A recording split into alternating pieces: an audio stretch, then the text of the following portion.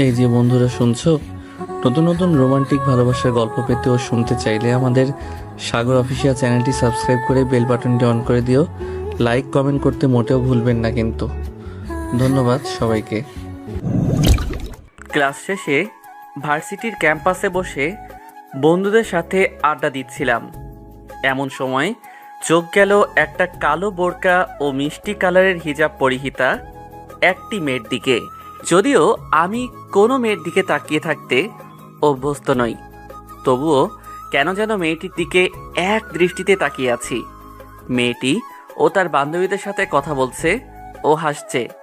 ওর সেই হাসি মাখা মুখের দিকে আমি এক দৃষ্টিতে তাকিয়ে আছি এতক্ষণ। ওর হাসিতে যেন হারিয়ে যেতে ইচ্ছে করছে। একটা মেয়ে এত সুন্দর করে কিভাবে হাসতে পারে তা আমি জানি না। আপনারা ভাবছেন ও তো হিজাব পরিহিতা, তবে কিভাবে আমি তার মুখ দেখলাম? আসলে সে হিজাব পরেছে ঠিক, তবে মুখ ঢাকা নেই। ওর দিকে আরো কতক্ষণ যে তাকিয়েছিলাম তা আমি জানি না। হঠাৎ আমার হুঁশ ফিরল বন্ধু হাবিবের ডাকে। কিরে, কোথায় হারিয়ে গেছিলি? কতক্ষণ ধরে ডাকছি, তোর কোনো খবর নেই। কি হয়েছে বল? তুই তো কখনো এমন করিস না। কখন থেকে দেখছি তুই এক নজরে ওই দিকে তাকিয়েছিলি। ওখানে তো মেয়েরা আড্ডা দেয়, আর তুই তো কোনো মেয়ের দিকে তাকাও না, বরং যতটা পারো মেয়েদের এড়িয়ে চলো। তুমি তো কখনো প্রেম ভালোবাসা করবে না বলেছো আমাদের, তাহলে আজ কি হলো? না কারো প্রেমে পড়ে গেলে? প্রেমে পড়লে বলো, এমনিতেই অনেক মেয়ে তোমাকে পছন্দ করে, আমরাও একটু হেল্প করব তোমাকে। না রে, তেমন কিছু না, কিন্তু হঠাৎ একটা মেয়ের দিকে চোখ আটকে গেছিল। তার হাসিটা দেখে মনে হচ্ছিল ওই হাসিতে হারিয়ে যাই। এমনটা আমার সাথে প্রথমবার হলো। জানিস, কাউকে এত নিখুঁতভাবে খেয়াল করলাম। মেয়েটা হাসলে ওর গালে একটা ছোট্ট টোল পড়ে, যেটা ওর সুন্দরকে আরো বাড়িয়ে তোলে। মনে চায় সারা জীবন ওই সুন্দর মুখখানা দেখতে থাকি। জানি না এটা প্রেম ভালোবাসা কিনা, কারণ এর আগে তো আমি আর প্রেম ভালোবাসা করি নাই, তোরা জানিস। আর এই সম্পর্কে আমার কোনো এক্সপেরিয়েন্স নাই। কথাগুলো এতক্ষণও সেই অচেনা মেয়ের দিকে তাকিয়ে বললাম। বুঝতে পারছি আমাদের বন্ধু অবশেষে প্রেমে পড়ছে। তা বন্ধু, ওই মেয়েগুলোর মধ্যে কোনটাকে তুমি মন দিয়ে দিলে আমরাও একটু দেখি তাকে দেখতে কেমন। আমি ওদেরকে সেই মেয়ের দিকে ইশারা করে দেখিয়ে দিলাম। ওরা ওকে দেখে বলল, বাহ দোস্ত, তোর পছন্দ আছে বলতে হবে। ভাবিকে তোর সাথে ভালোই মানাবে। ঠিক বলেছিস। কিন্তু তোদের সাহায্য করতে হবে, না হলে আমি কিছুই করতে পারবো না। তোরা শুধু ওর সম্পর্কে সব ইনফরমেশন জোগাড় করে দে। এটা কোনো ব্যাপারই না। কি বলিস? এটা তোর জন্য এত সহজ হয়ে গেল? আরে আমার জন্য হবে কেন? এই কাজটা খুব সহজেই করতে পারবে আমাদের হাবিব। রাসেল কি? হাবিব কিন্তু কিভাবে? আরে ওইদিকে ভালো করে তাকিয়ে দেখ, ওইখানে সুমি আছে। সুমি হলো হাবিবের জিএফ। ও আচ্ছা, হাবিব বন্ধু সাহায্য করবে তো? করব, কিন্তু একটি শর্তে। কি শর্ত আমাকে বল, আমি তোর সব শর্তে রাজি আছি। ট্রিট দিতে হবে। আচ্ছা দিব। কালকের ভিতরে সব ইনফরমেশন পেয়ে যাবে। ওকে। তারপর ওদের ট্রিট দিয়ে বাসায় যাচ্ছি। বাসায় যেতে যেতে আপনাদেরকে আমার পরিচয়টা দিয়ে নিই। আমি তানভীর, এইবারে অনার্স সেকেন্ড ইয়ার। বাড়িতে বাবা মা ও একটা বড় বোন আছে। বাকিটা গল্পের সাথে থাকেন, জানতে পারবেন। বাড়িতে গিয়ে আগে ফ্রেশ হয়ে নিলাম, তারপর বাবা মায়ের সাথে খাবার খেয়ে গল্প করে রুমে চলে আসলাম। আপনারা ভাবছেন আমার বড় বোন আছে, তাহলে তার কথা বললাম না কেন? আসলে তার পড়াশোনা কমপ্লিট হতেই বিয়ে হয়ে গেছে, আর তারা রিলেশন করেই বিয়ে করেছে। রুমে আইসা শুয়ে আছি, আর শুধু মেয়েটিকে নিয়েই ভাবছি। ওকে নিয়ে ভাবতে না চাইলেও ওর মায়াবী হাসিটা যেন এতক্ষণ ও আমার চোখের সামনে ভাসে, যেন ওর মায়াবী হাসিটা দেখে পার করে দিব অনন্তকাল। ওকে নিয়ে ভাবতে ভাবতে আমার আজকের দিনটা চলে গেল। রাতে মা বাবার সাথে খাবার খেয়ে নিলাম, তারপর রুমে আইসা ঘুমিয়ে গেলাম। সকাল সকাল ঘুম থেকে উঠে রেডি হয়ে চলে আসলাম ভার্সিটিতে। আমার হারামি বন্ধুগুলো এতক্ষণও কেউ আসেনি, তাই একটু ক্যাম্পাসে হাঁটাচলা করছি। এমন সময় চোখ গেল আমাদের ক্যাম্পাসের ভিতরে একটা বট গাছ আছে, সেটার নিচে বসা একটা মেয়ের দিকে। মেয়েটি আর অন্য কেউ না, কালকের সেই মেয়েটি। দেখলাম মেয়েটি একা বসে বই পড়ছে। সম্ভবত ওরও বান্ধবীরা এতক্ষণও আসেনি, তাই হয়তো টাইম পাস করার জন্য বই পড়ছে। তাই আমি ওর পাশে গিয়ে বসলাম। তারপর বললাম, আসসালামু আলাইকুম, আপনি কি এই ভার্সিটিতে নতুন? ওয়ালাইকুম আসসালাম। কেন বলুন তো? না মানে এই ভার্সিটিতে এর আগে দেখিনি তো, তাই। ও আচ্ছা, হুম। ইফ ইউ ডোন্ট মাইন্ড, আপনার নামটা কি জানতে পারি? তিথি রহমান। আপনার? তানভীর আহমেদ। নাইস নাম। আপনারও। আচ্ছা, আপনি কোন ক্লাসে পড়েন? Honours second. আপনি? আপনার এক ক্লাস নিচে, নতুন ভর্তি, বুঝতেই পারছেন। ও, আমরা কি ফ্রেন্ড হতে পারি? হুম, কিন্তু আপনি তো আমার বড়। আরে তাতে কি, কোনো সমস্যা নেই। আজকে থেকে আমরা ফ্রেন্ড, ওকে? ওকে, তাহলে ফ্রেন্ড। ফ্রেন্ড। আমার মাঝে এক অজানা অনুভূতি কাজ করছে। কিছুক্ষণ পর হাত ছেড়ে দিয়ে আমরা দুজন গল্প করছি, আর ও ওর সম্পর্কে বলছে আমাকে। ওর কথা শুনে মনে হলো ওর মনের মাঝে অনেক চাপা কষ্ট রয়েছে। আসলে প্রতিটা মানুষের ভিতরেই কিছু না কিছু চাপা কষ্ট রয়েছে, যেগুলো এতক্ষণ বলতে চাই না। গল্পের সাথে থাকলে এমনিতেই জানতে পারবেন। তারপর আমিও আমার সম্পর্কে ওকে সব কিছু বললাম। তারপর দুজনে গল্প করছিলাম, তখন তিথির বান্ধবীরা আসলো। তারা আমাকে দেখে বলল, কি ব্যাপার, আজকে সূর্য কোন দিক দিয়ে উঠেছে? যে ছেলে কোনো মেয়ের সাথে কথা বলে না, মেয়েদের সবসময় এড়িয়ে চলে, সে নাকি আজকে একটা মেয়ের সাথে 30 মিনিট যাবৎ গল্প করেই চলেছে। কি এমন গল্প করছিলে? আমরাও জানি, আমাদেরকে একটু বলো। আরে তেমন কিছু না, জাস্ট ওনার সাথে ফ্রেন্ডশিপ করলাম, এই আর কি। আসলে আমার বন্ধুরা কেউ আসেনি, তাই সময়টা পার হচ্ছিল না। তখন দেখলাম ও বই পড়ছিল, তাই একটু কথা বলে ফ্রেন্ডশিপ করলাম। আচ্ছা আমি এখন যাই, তোমরা গল্প করো। ওকে। তারপর আমি সেইখান থেকে চলে আসলাম। কিছুক্ষণ পর আমার হারামি বন্ধুগুলো হাজির। ওদের সাথে গল্প করছি, তখন নিলয় বলল, কি বন্ধু, আজকে এত খুশি খুশি লাগছে কেন? সেটা তোদের না জানলেও চলবে। হুম, বুঝি বুঝি, কি চলছে তোমার মাঝে? আরে তোরা চুপ কর আর শোন, ওর সম্পর্কে সব খবর। ওর নাম? ওর নাম তিথি, আমাদের এক ক্লাস নিচে পড়ে, নতুন ভর্তি। তুই কি করে জানলি? জানতে হয়, বন্ধু সব জানতে হয়। তাই তো বলি, আজকে আমার বন্ধু এত খুশি কেন? হাবিব, তুই শুধু একটা খবর বল, ও সিঙ্গেল নাকি রিলেশনে আছে? সিঙ্গেল। তাহলে ঠিক আছে, চল এখন ক্লাস করে নেই। হুম, চল। এইভাবে কেটে গেল 1 মাসের মতো। এতদিনে আমি তিথির আরো প্রেমে পড়ে গেছি। প্রেমে পড়ে গেছি ওর মিষ্টি গলার স্বরের। একদিন যেন ওর কণ্ঠ না শুনলে আমার ভালো লাগে না। ওর প্রতি অনেক দুর্বল হয়ে গেছি, আর আমাদের বন্ধুত্বের সম্পর্কটা আরো গভীরতায় চলে গেছে। তাই ভাবলাম তিথিকে কালকে প্রপোজ করব। সারা রাত যাবৎ প্র্যাকটিস করলাম ওকে কিভাবে প্রপোজ করা যায়। এইভাবে রাতটা কোনো মতে কাটিয়ে সকালে একটু দেরিতেই ভার্সিটিতে গেলাম। সেখানে গিয়ে যা দেখলাম তাতে আমার হৃদয় যেন কেউ হাতুড়ি দিয়ে বাড়ি দিয়েছে। আমি যেন আমার খুব কাছের কিছু হারিয়ে ফেললাম। অনেক কান্না চলে আসছে। কান্না আসছে কিন্তু কান্না করলাম না। ছেলেদের নাকি কান্না করা বারণ, তাই বুকের কষ্ট বুকে রেখে কান্না আসলেও তা প্রকাশ করছি না। আবার না করেও উপায় নেই, কারণ নিজের ভালোবাসার মানুষটি যখন অন্য একজনকে প্রপোজ করে, এই দৃশ্য দেখে কান্না কান্না আসে, যদিও বা সেটা এক পক্ষ। হ্যাঁ, আপনারা ঠিকই ভাবছেন, তিথি একজনকে প্রপোজ করছে। সে আর কেউ না, এই ভার্সিটির সিনিয়র এক বড় ভাই আবির ভাইকে। আবির ভাই এই ভার্সিটির অধিকাংশ মেয়েরই ক্রাশ ও প্লে বয়। অনেক মেয়ের সাথে রিলেশন করেছে সে, অনেক মেয়ের মন ভেঙেছে সে। ভার্সিটির বড় ভাই হওয়ায় কেউ কিছু বলতেও পারে না তার বিরুদ্ধে। কিন্তু এইরকম একটা ছেলেকে তিথি প্রপোজ করলো কেন? তিথি কি জানে না যে আবির ভাই একটা প্লে বয়? তারপরও কেন তাকে প্রপোজ করলো? অবশ্য করবেই না কেন? আবির ভাই দেখতে শুনতে স্মার্ট একটা ছেলে, যে কোনো মেয়েই তাকে লাইক করবে। তাই হয়তো তিথিও ওকে পছন্দ করে। আমি সেখান থেকে চলে আসব, তখন দেখলাম সোনিয়া আপু আছে। যদিও আবির ভাইয়ের অনেক গপ ছিল, কিন্তু সবচেয়ে বেশি সময় ধরে আবির ভাই সোনিয়া আপুর সাথে রিলেশনে আছে। তাই একটু সেখানে দাঁড়িয়ে দাঁড়িয়ে কি হবে, সবার মতো সেইটা দেখছি। মানে আবির ভাই এখনো তিথির প্রপোজ অ্যাকসেপ্ট করে নাই। আমরা সবাই উৎসাহক দৃষ্টিতে তাকিয়ে আছি কি হবে ওইটা ভেবে।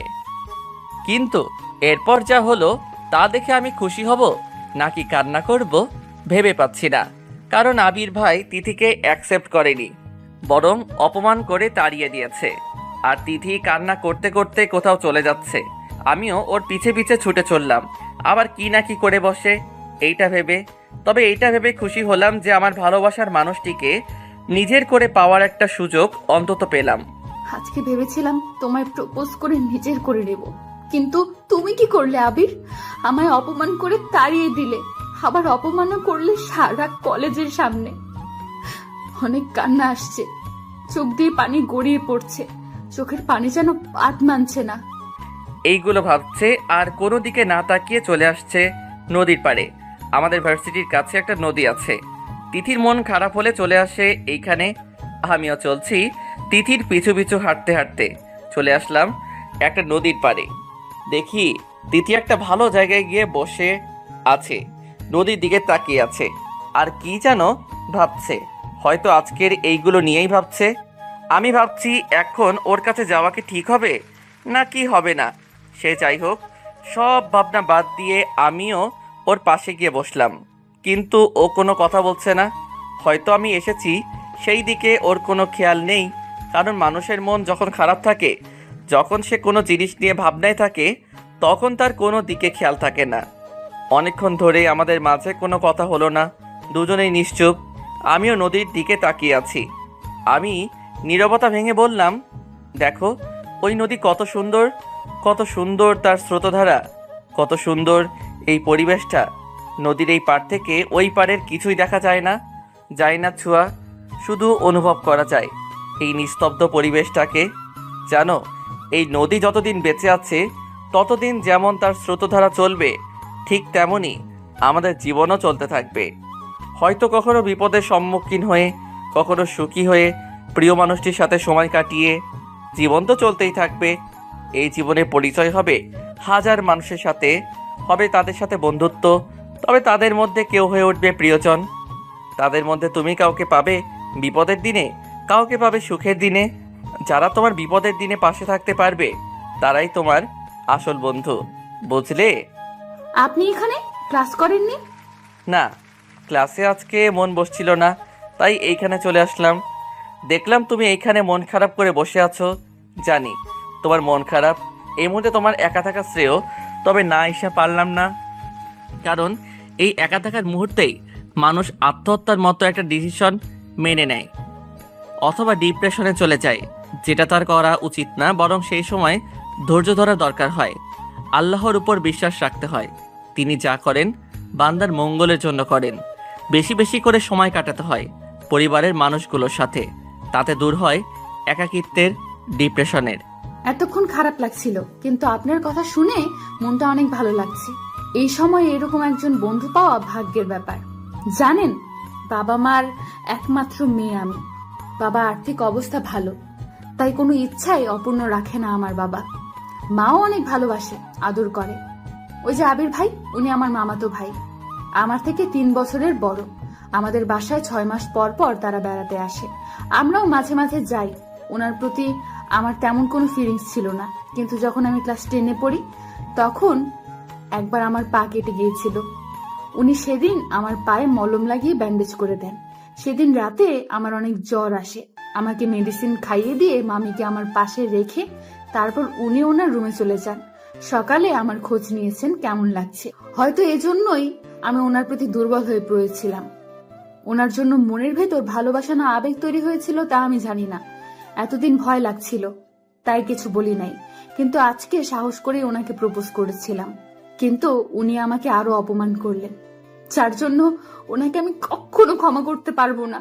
আমি হয়তো ওনার জন্য যোগ্য ছিলাম না, কারণ আমি বোরকা পরি। আজকালকার দিনের মেয়েদের মতো আমি স্টাইলিশ নই, তাই তো উনি আমায় খ্যাত বলে অপমান করলেন। দোষটা আমারই। আমি কি বলবো বুঝতে পারছি না, তবুও বললাম, দেখো আমি তোমাকে একটা কথা বলবো, যদিও এইটা এখন তোমাকে বলা ঠিক না। কি এমন কথা? তুমি হয়তো আবির ভাইকে চিনো না আর তার সম্পর্কে জানো না। আবির ভাই এই ভার্সিটির অনেক মেয়ের ক্রাশ।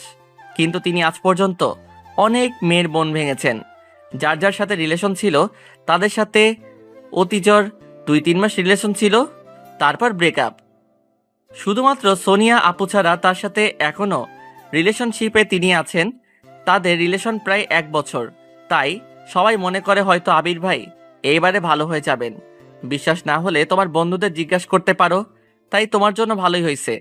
যদি তুমি রিলেশনে যেতে তার কিছুদিন পর তোমার ব্রেকআপ হলে তুমি আরো কষ্ট পেতে। আর আল্লাহ যা করেন তা বান্দার মঙ্গলের জন্য করেন। So be happy man, sorry woman, enjoy your life. আর তুমি নিজেকে খ্যাত বললে কেন? আমাদের ধর্ম তো ইসলাম, তাই না? আর ইসলাম নারীদের শরীর ঢেকে ভালো জামা কাপড় পরে চলাফেরা করার নির্দেশ দিয়েছে। তাই তুমি কোনো খ্যাত নাও, বরং তুমি তোমার ধর্ম পালন করছো। থ্যাঙ্কস। আসলেই কিছুটা হলেও মনটা ভালো লাগছে আপনার সাথে কথা বলে। অন্য মেয়ে হলে হয়তো এতক্ষণে মার শুরু করতো, কিন্তু ওর এই ব্যবহারে আমি অবাক। ওয়েলকাম। আচ্ছা, এখন বাসায় যান আর আজকের দিনটার কিছু মুহূর্ত ভুলে যান আর পরিবার ও বন্ধুদের সাথে সময় কাটান। আর যদি কখনো একা মনে হয় নিজেকে, তবে গান শুনে সময়টা পার করে দিও। ওকে। শুনো, আমি হয়তো এই দেশে বেশি দিন থাকবো না, কারণ লন্ডনের একটা ভার্সিটিতে অনেক আগে ভর্তি পরীক্ষা দিয়েছিলাম। সেইখানে আমি উত্তীর্ণ হয়েছি, তাই সেখানে চলে যাব। আর 1 মাস পর আমার ফ্লাইট। এখন সব রেডি করে রাখছি। ওনার চলে যাওয়ার কথা শুনে মনটা খারাপ হয়ে গেল। জানি না কেন মনে হচ্ছে খুব কাছের কেউ দূরে চলে যাচ্ছে। আমি চেয়েছিলাম তোমাকে আজকে প্রপোজ করে নিজের করে নিব। তারপর আমার পড়াশোনা কমপ্লিট করে আয়শা কোনো কাজ করে প্রতিষ্ঠিত হয়ে তোমাকে বিয়ে করে একেবারের জন্য নিজের করে নিব। কিন্তু তা হলো না। তবে তোমাকে আমি এই অবস্থায় আমি একা ছেড়ে যাব না, কারণ এইবারে তোমাকে একা ছাড়লে তুমি অন্য কারো হয়ে যেতে পারো। আমি বেঁচে থাকতে সেটা আর হতে দিব না। কিছু বলছো না যে? আচ্ছা, ভালোভাবে পড়াশোনা করবেন আর নিজের খেয়াল রাখবেন। সে তো অবশ্যই। আচ্ছা তিথি, তুমি না একবার বলেছিলে তুমিও লন্ডনের কোনো ইউনিভার্সিটিতে পড়তে চাও? তা তো বলেছিলাম, কিন্তু সেই ইচ্ছে কি পূরণ হবার মতন? তুমি তো আমার 1 ক্লাস জুনিয়র, তোমাদের এখনো ভর্তি চলছে। আমি যে ভার্সিটিতে সুযোগ পেয়েছি, চাইলে তুমিও অ্যাপ্লাই করতে পারো। আমি তোমায় তাতে হেল্প করব। যদি না হয়? আরে বাবা, না হলে না হবে। একবার ট্রাই করতে তো কোনো দোষ নেই, তাই না? তা অবশ্য ঠিক। তাহলে কবে অ্যাপ্লাই করব? কালকে করলেই ভালো হবে। তুমি তোমার জরুরি কাগজপত্র সব রেডি করো, আমি তোমার জন্য অ্যাপ্লাই করব। ওকে। কালকে কখন আসতে হবে ভার্সিটিতে? একটু তাড়াতাড়ি আসলেই হবে। ওকে। আল্লাহ হাফেজ। আর মন খারাপ না করে নিজের কাগজপত্র সব রেডি করো। আচ্ছা, তাহলে আল্লাহ হাফেজ। এত খারাপ লাগছিল, কিন্তু এখন সত্যিই ভালো লাগছে। আমিও লন্ডনে কোনো ভার্সিটিতে পড়বো, কিন্তু আমি কি চান্স পাবো সেই ভার্সিটিতে? সে যাই হোক, আমার মনে হয় উনি পাশে থাকলে আমি অবশ্যই পারবো। জানি না এই লোকটার প্রতি এত বিশ্বাস আসে কোথা থেকে। আমি সেখান থেকে বাসায় চলে আসলাম, আর তিথির বাসায় চলে গেল। আমি বাসায় আয়শা রেস্ট নিয়ে আব্বু আম্মুর সাথে খাবার খেয়ে নিলাম। তারপর যা হবার তাই। সকালে ঘুম থেকে উঠে ফ্রেশ হয়ে ভার্সিটিতে চলে আসলাম। ভার্সিটিতে গিয়ে দেখি তিথি আগেই বসে আছে একা একা। ভার্সিটির ক্যাম্পাসে এখনো পর্যন্ত বেশি কেউ আসেনি। আমি তিথির কাছে গিয়ে, তিথি, তোমার কাগজপত্র এনেছো? হুম। আমার কাছে দাও কাগজগুলো। হুম। তারপর আমি তিথির থেকে ওর কাগজপত্রগুলো নিয়ে আমার ল্যাপটপে দিয়ে ওর জন্য সেই ভার্সিটিতে অ্যাপ্লাই করছি। অ্যাপ্লাই করা শেষ। নাও তোমার কাগজপত্র। আচ্ছা, রেজাল্ট দিবে কবে? 6 দিন পর। আচ্ছা, তোমার বাবা মা কিছু বলেনি? মা অনেক কান্না করেছে যে আমি বিদেশে চলে যাব, তবে বাবা মাকে সান্ত্বনা দিয়েছে যে আমি তো পড়াশোনা করতে যাচ্ছি, সেই জন্যই। ও আচ্ছা। আচ্ছা, ক্লাস করবে না? না, ক্লাসে গেলে এক একজন এক এক কথা বলে, যার জন্য ক্লাস করব না। 7 দিন পর যদি ভার্সিটিতে চান্স পাই, তাহলে আর এই ভার্সিটিতে আসবো না। ও আচ্ছা। আল্লাহ হাফিজ। তাহলে আমি চান্স পেলে আমাকে ফোন দিয়ে জানাবেন, কেমন? আচ্ছা। দেখতে দেখতে 6 দিন কেটে গেল। আজকে গেম খেলছি ল্যাপটপে, তখন একটা ইমেল আসলো। আমি ইমেইলটা ওপেন করে দেখলাম যে তিথি ও সেই ভার্সিটিতে চান্স পেয়েছে। এইটা দেখে তো আমার লুঙ্গি ড্যান্স দিতে ইচ্ছে করছে। যাই হোক, খবরটা তিথিকে জানতে হবে। আমি ফোন দিয়ে তিথিকে বললাম আজকে একটা রেস্টুরেন্টে দেখা করতে, ওর জন্য একটা সারপ্রাইজ আছে। কি এমন সারপ্রাইজ হতে পারে আমার জন্য? যাই হোক, দেখা যাবে। সেখানে গেলেই তো দেখা যাবে কি সারপ্রাইজ। বিকালবেলা আমি রেস্টুরেন্টে বসে আছি, একটু পর তিথি আসলো। একটা কালো বোরকা ও হিজাব পরে, মুখটা খোলা, কোনো মেকআপ নেই। অনেক মায়াবী ও সুন্দর লাগছে ওকে। আবার ক্রাশ খেলাম। আসলে মেকআপ ছাড়াই মেয়েরা অনেক মায়াবী ও সুন্দর দেখায়। কি এমন সারপ্রাইজ দিবেন আমায়? একটু পরেই দেখতে পাবে। তার আগে কিছু অর্ডার করে খাবার খেয়ে নেই, কি বলো? ওকে, আপনার ইচ্ছা। তারপর আমি খাবার অর্ডার করলাম। একটা ওয়েটার এসে খাবার দিয়ে গেল। আমি আর তিথি একসাথে খেয়ে নিলাম। তারপর বিল দিয়ে দিলাম। তখন তিথি জিজ্ঞাসা করলো, আচ্ছা, সারপ্রাইজটা কি? ওর দিকে একটা ইমেইলের ফটোকপি দিলাম। ওই ইমেইলটা দেখো। ইয়েস, আমি চান্স পেয়েছি। Thank you, thank you, thank you so much. সবটাই সম্ভব হয়েছে শুধুমাত্র আপনার জন্য। স্বাগতম। আচ্ছা, ফ্লাইট কবে? আর আমি সেখানে থাকবো কোথায়? ফ্লাইট আমার সাথেই, আর তুমি আমার সাথেই থাকবে। সেখানে আমরা দুজনে আলাদা আলাদা রুম ভাড়া করে থাকবো। আমি তার ব্যবস্থাও করে রেখেছি। তোমার পাসপোর্ট আছে তো? আছে। আরো একবার ধন্যবাদ আপনাকে। বন্ধুত্বে নো সরি, নো থ্যাঙ্কস। ওকে ওকে। আচ্ছা, তুমি গাড়ি করে আসছো নাকি রিক্সায়? রিকশায়। যদি কিছু মনে না করো তাহলে আমি তোমাকে আমার বাইকে করে তোমাকে পৌঁছে দেই। আচ্ছা, আমি রাজি হলাম, কারণ এই সময় সহজে রিকশা পাওয়া যায় না। আচ্ছা, তাহলে বাইকে উঠে বসো। আমার কাঁধে হাত রেখে শক্ত করে ধরে রেখো। আচ্ছা। আমি বাইক স্টার্ট দিলাম। এমন মুহূর্তে একটা পিচ্চি বাচ্চা ছেলে আমার বাইকের কাছে এসে বলল, ভাইয়া ফুল নিবেন? ফুল? আমি বাইকটা দাঁড় করিয়ে বাচ্চাটার দিকে তাকালাম। একটা বয়স 9 কি 10 হবে। হাতে একগুচ্ছ গোলাপ ফুল নিয়ে কথাগুলো বলল। আমি বুঝলাম তো কোনো পরিস্থিতি শিকার, তাই গোলাপ ফুল বিক্রি করছে। না হলে কেউ পড়াশোনার খেলাধুলার বয়সে এগুলো বিক্রি করবে কেন? হয়তো কোনো অভাবে পড়েই এই কাজ করছে। তাই আমি ওকে জিজ্ঞেস করলাম, তোমার বাড়িতে কে কে আছে? ছোট বোন আর মা। বাবা অনেক আগেই মারা গেছেন। তুমি পড়াশোনা করো? হ্যাঁ, এইখানের একটা প্রাইমারি স্কুলে পড়ি, কিন্তু মা অসুস্থ হওয়ায় অনেক দিন যাওয়া হয় না। মা অসুস্থ হওয়ায় খাবার টাকাটা জোগাড় হয় না, তাই আমি এই কাজ করছি। সবগুলো ফুল বিক্রি করে কত টাকা পাবে? 300 টাকা। 300 টাকা দিলে খাবার হবে তোমাদের? কোনো মতে একদিন পার করে দিতে পারবো। তাহলে তোমার সব ফুলগুলো আমাকে দিয়ে দাও। আচ্ছা। আমি আমার পকেট থেকে 1000 টাকা বের করে ওকে দিলাম। ভাইয়া, আমার কাছে তো ভাঙতি নাই। ভাঙতি লাগবে না, ওই টাকাটা পুরোটাই তোমার। না ভাইয়া, আমি এত টাকা নিতে পারবো না, মা শুনলে বকা দিবে। না, তোমাকে বকা দিবে না। আর তুমি আমাকে ভাইয়া বললে, তাহলে আমি তোমার ভাই, আর ভাই হয়ে টাকাটা তোমায় আমি দিতেই পারি। এইটা না নিলে আমি রাগ করব। আচ্ছা। আমি ফুলের গুচ্ছ নিয়ে 2 ভাগ করলাম। তারপর 1 ভাগ ছেলেটিকে দিয়ে বললাম, এইটাও রাখো সাথে। আচ্ছা। তাহলে চলি, আবার পরে এক সময় তোমার সাথে দেখা করব। আচ্ছা ভাইয়া। আসলেই উনি খুব ভালো মানুষ, একদম মাটির মন। আমি এতক্ষণ বাচ্চাটির সাথে কথা বলছিলাম, তাই তিথির দিকে খেয়াল ছিল না। তাই বাইক স্টার্ট দিয়ে তিথিকে বললাম, সরি, কেন? তোমার দেরি হয়ে গেল আমার জন্য। না, ঠিক আছে। আচ্ছা। তারপর আমি বাইক চালাতে লাগলাম। বাইক চালাতে চালাতে তিথিদের বাসার সামনে চলে আসলাম। তিথিকে বাইক থেকে নামিয়ে বিদায় জানিয়ে চলে আসলাম। আসার আগে সেই ফুলগুলো তিথিকে দিয়ে আসলাম। যদিও তিথি বলছিল ওদের বাসায় যেতে, তবুও আমি বললাম আমার একটা কাজ আছে, তাই আর কিছু বলিনি। যার বাইকে আসলি ছেলেটি কে? মা, তোমাকে বলেছিলাম না, সেই ছেলেটিও। ও আচ্ছা, তা তোর ভর্তির কি খবর? মা, আমি চান্স পেয়েছি, এই সামনের মাসেই চলে যেতে হবে। ও আচ্ছা। মা, তুমি মন খারাপ করো না, আমি তো আবার কিছুদিন পর চলে আসব, আর প্রতিদিন তো তোমার সাথে ইমোতে কথা হবেই। আচ্ছা, তুই ফ্রেশ হয়ে আয়, আমি তোকে খেতে দিচ্ছি। না মা, খাবার খাবো না, বাহির থেকে খেয়ে আসছি। আমি এখন রুমে গিয়ে রেস্ট নেই। আচ্ছা।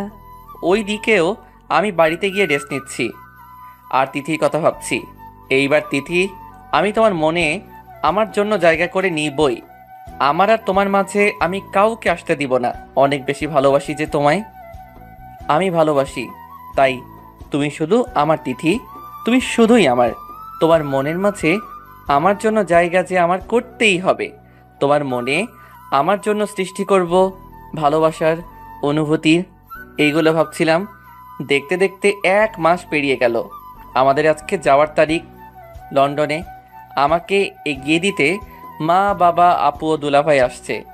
ও, আপনাদের তো বলা হয় নাই। আপুর নাম রবিনা আর দুলাভাই সালাউদ্দিন ভাই। আর তিথিকে এগিয়ে দিতে ওর সাথে ওর মা বাবা আসছে। তিথি আর আমার পরিবার একসাথে আছে এইখানে। তিথিকে দেখে আপু বলল, এটাই তিথি। হুম। তোর পছন্দ আছে বলতে হবে, তবে তাড়াতাড়ি পটিয়ে ফেল, নাইলে দেখবি অন্য কারোর হয়ে যাবে। হুম। 2 ভাই বোন ফিস ফিস করে কি করছো? কিছু না, তোমার না জানলেও চলবে। আমার সমস্ত পরিবার এইখানে রয়েছে। তিথি গিয়ে আমার বাবা মাকে সালাম করলো। তারপর আমার পাশে এসে দাঁড়ালো নিজের ব্যাগটা নিয়ে। আমি দেখলাম তিথির আম্মু কান্না করছে। আসলে সন্তান যদি বাবা মার থেকে দূরে কোথাও যায় তবে সবচেয়ে বেশি কষ্ট পায় মা। তিথির মা তিথিকে বলল, দেখে শুনে যাস মা, আর সেখানে গিয়ে ভালোভাবে পড়াশোনা করিস। আচ্ছা মা। আমার মেয়েটাকে একটু দেখে রেখো বাবা, তোমার সম্পর্কে অনেক শুনেছি ওর কাছ থেকে। জি আন্টি, আমি যথেষ্ট চেষ্টা করব। আচ্ছা বাবা। তারপর আমিও তিথি সেখান থেকে সবাইকে বিদায় দিয়ে আমরা ইমিগ্রেশন থেকে সব কিছু বুঝে নিয়ে প্লেনে উঠে পড়লাম। প্লেনে আমার আর তিথির সিট একসাথে। প্লেনে বসে আছি, তখন বলল, সবাই নিজ নিজ সিট বেল্ট বেঁধে নিন। তাই আমিও তিথি নিজেদের সিট বেল্ট বেঁধে নিলাম। তিথির সাথে গল্প করলাম অনেকক্ষণ। তারপর খাবার খেয়ে ঘুমিয়ে গেলাম নিজের সিটে। 2 দিন পর আমরা লন্ডন গিয়ে পৌঁছালাম। আমার জানা নেই বাংলাদেশ থেকে লন্ডন যেতে কতদিন লাগে, তাই 2 দিন বসিয়ে দিলাম। আমরা প্লেন থেকে নেমে ইমিগ্রেশন থেকে সব কিছু বুঝে নিয়ে তারপর সেখান থেকে বেরিয়ে একটা ট্যাক্সি নিলাম। ট্যাক্সিটা আমাদের একটা বাড়ির সামনে নামিয়ে দিল। আমি ট্যাক্সি ড্রাইভারকে সেখানকার টাকা দিয়ে বিদায় করলাম। তারপর আমিও তিথি সেই বাড়ির ভিতরে প্রবেশ করলাম। বাড়ির ভিতরটা মোটামুটি সুন্দর। আসলে আমি আগে থেকেই এই বাড়িতে রুম বুক করে রেখেছিলাম। আমি বাড়ির ভিতরে প্রবেশ করে বাড়ির মালিকের কাছে গেলাম। তিনি আমাদের রুমটা দেখিয়ে দিলেন। সেইখানে 2টা বেডরুম, একটা ডাইনিং রুম, একটা রান্নাঘর, 2টা বাথরুম। তারপর আমাদের ফ্ল্যাটটা দেখিয়ে দিয়ে বাড়ির মালিক চলে গেলেন। আমি তিথিকে বললাম, তোমার যে রুমটা পছন্দ হয় তুমি নিতে পারো। ধন্যবাদ। তিথি একটা রুমে চলে গেল, আমিও আরেকটা রুমে চলে আসলাম।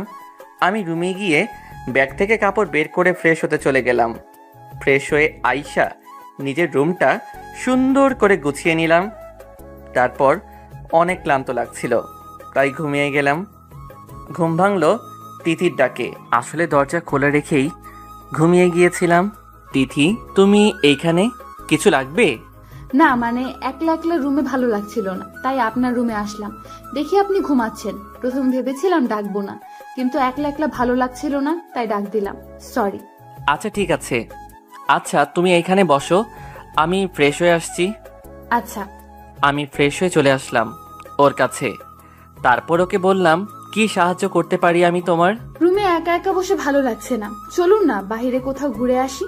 আর তাছাড়া কালকে ভর্তি হয়ে গেলে পড়াশোনা এর একটা চাপ পড়ে যাবে, তখন ঘুরতে অতটা ভালো লাগবে না। আচ্ছা তুমি তোমার রুমে গিয়ে রেডি হও, আমিও রেডি হয়ে নিচ্ছি।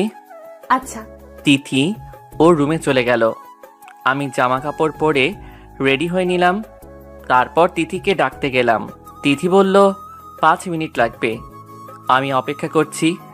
অপেক্ষা করতে করতে 30 মিনিট পেরিয়ে গেলে তিথি আমার সামনে আসে। আমি ওকে দেখে হা করে তাকিয়ে আছি। তিথি আমার কাছে এসে বলল, কি দেখছেন এভাবে? ওর কথায় না ইয়ে মানে কিছু না। আচ্ছা, আমাকে কেমন লাগছে? ওর দিকে তাকিয়ে বললাম, পরীর মতো। সত্যি? হুম। তারপর আমি তিথিকে নিয়ে ঘুরতে লাগলাম। একটা পার্কে গেলাম আমরা। সেখানে অনেক মানুষ আছে, তবে লাভার্সের সংখ্যাই বেশি। আমরা দুজনে গিয়ে পার্কের একটা বেঞ্চে বসলাম। দুজনে বসে সেইখানে কিছুক্ষণ গল্প করলাম। গল্প করতে করতে বিকাল থেকে সন্ধ্যা হয়ে আসলো, তাই আমি আর তিথি বাসায় ফিরে যাচ্ছি। বাসায় ফেরার আগে একটা রেস্টুরেন্ট থেকে খাবার খেয়ে নিলাম। খাবার খেয়ে কিছু খাবার রাতের জন্য কিনেও নিলাম, কারণ রাতের খাবার বানানো হয় নাই। সেই জন্য বাসায় ফিরে তিথির রুমে চলে গেল, আর আমি আমার রুমে চলে আসলাম। তারপর ফ্রেশ হয়ে কিছুক্ষণ ফেসবুকিং করলাম। রাত 2-3টা, বাংলাদেশ সময় 11টা PM। তখন তিথি বলল, খাবার খেতে আসুন। আচ্ছা তুমি যাও, আমি আসছি। একটু পর খাবার খেতে গেলাম। সেখানে গিয়ে দেখি তিথি সব খাবার রেডি করে রাখছে। আমিও হাত ধুয়ে বসে পড়লাম খাবার খেতে। আমি খাবার খাওয়া শেষে তিথিকে বললাম, সপ্তাহে আমি 3 দিন রান্না করব, আর 4 দিন তুমি রান্না করো প্লিজ। আপনি যে রান্না করবেন, আপনি রান্না জানেন? একজন বুয়া রাখবো, সে রান্না করবে। দরকার নেই, আমিই করব। আপনি শুধু বাজার করে আনবেন, আর মাঝে মাঝে আমাকে একটু সাহায্য করবেন। আমি মনে মনে খুশি হলাম, কারণ বিয়ের আগে কজন মানুষ পারে তার ভালোবাসার মানুষটির হাতে রান্না প্রতিদিন খেতে। আর আমার কষ্টটাও একটু দূর হবে, তোমার কষ্ট হবে অনেক। না, আমি পারবো। আমি বাড়িতে থাকতে মাঝে মাঝে আম্মুর সাথে রান্না করতাম। ও আচ্ছা, গুড নাইট। Good night. তারপর আমি আমার রুমে আইসা দরজা বন্ধ করে ঘুমিয়ে গেলাম। সকালে অ্যালার্মের শব্দে ঘুমটা ভেঙে গেল। ঘুম থেকে উঠে ফ্রেশ হয়ে নিলাম। তারপর তিথিকে নিয়ে ভার্সিটির উদ্দেশ্যে বেরিয়ে পড়লাম। ভার্সিটিতে পৌঁছে আমি ভার্সিটির হেডের সাথে কথা বলে আমাদের ভর্তি কনফার্ম করলাম। তারপর আমিও তিথি ভার্সিটির ক্যাম্পাসটা ভালো করে ঘুরে দেখতে লাগলাম। অসাধারণ সুন্দর এই ভার্সিটির ক্যাম্পাসটা। যদিও আমারও তিথির আলাদা আলাদা ক্লাস, তবু সময় একই। তাই আমি এক ক্লাস করে বেরিয়ে পড়লাম। একজনের সাথে বন্ধুত্ব করলাম, ওর নাম রাহুল। ও আসলে ভারতীয়, তবে বাংলা বলতে পারে। এইখানে খুব কম সংখ্যক বাঙালি পড়ে। আমি আর রাহুল এই অল্প সময় ক্লোজ হয়ে গেছি, তাই দুজনে মিলে ক্যাম্পাসে আড্ডা দিচ্ছিলাম। তখনই তিথি আসলো, আমাদের কাছে এসে বলল, ক্লাস থেকে গল্প হচ্ছে এখানে? না, আসলে ক্লাস করতে ভালো লাগছিল না, তাই ওর সাথে গল্প করছিলাম। ও কে রে দোস্ত? ওর নাম তিথি, আমাদের এক ক্লাস নিচে পড়ে। ও আচ্ছা।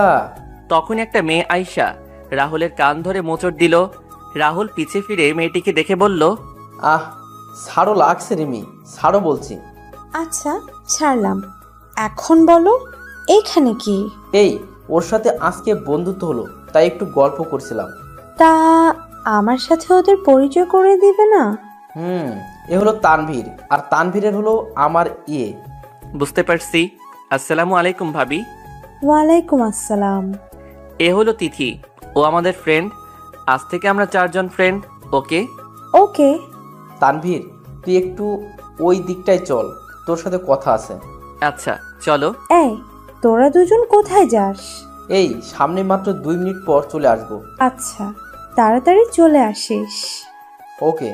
আমরা রিমি ও তিথির থেকে একটু দূরে গেলে রাহুল আমাকে বলল, তুই তিথিকে ভালোবাসিস? Am I right? কিন্তু ওকে বলিস না প্লিজ।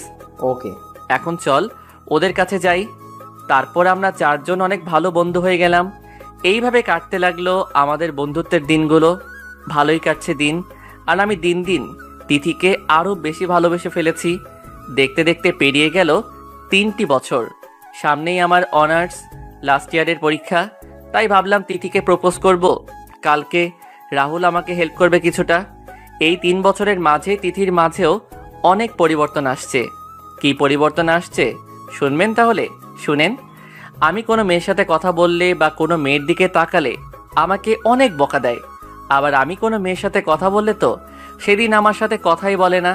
আমার এফবি থেকে সমস্ত মেয়েকে ব্লক করে দিছে, শুধুমাত্র আপু আর ওর আইডি বাদে। আমি এই থেকে বুঝলাম তিথি আমাকে ভালোবাসে, তাই কালকে ওকে প্রপোজ করব।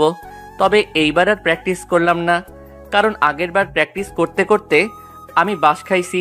সো এইবার ডাইরেক্ট প্রপোজ করব। আর অন্যদিকে তিথি, আচ্ছা, ও কি বুঝে না আমি ওকে ভালোবাসি? ওকে যে অনেক ভালোবেসে ফেলেছি, তাই জন্য অন্য কারোর সাথে ওকে সহ্য করতে পারি না। ভালোবাসি তাই ওর পাশে অন্য কাউকে সহ্য করতে পারি না। ওর পাশে শুধু আমি থাকতে চাই। ওর নিঃশ্বাসে বিশ্বাসে ওর সবকিছু ঘিরে আমি থাকতে চাই, কারণ ও যে আমার সবকিছু ঘিরে রয়েছে।